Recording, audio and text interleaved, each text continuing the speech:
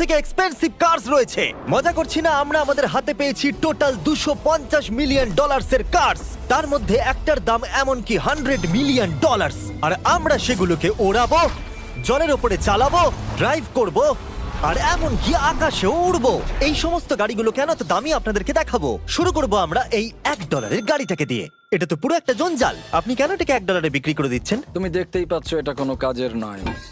আমি এর উপর সময় আর টাকা নষ্ট করতে চাই না। যদি আপনি এই ডলারটা ধরেন তাহলে ডিল ফাইনাল।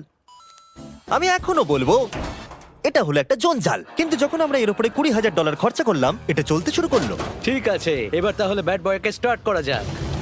ও, আমি তো ভাবিনি এটা স্টার্ট হবে। এই গাড়িটা চলছে কিভাবে? কত ধোঁয়া বেরোচ্ছে, এটা তো পাগলামি। $1 কার, $1 কার, $1 কার, $1 কার।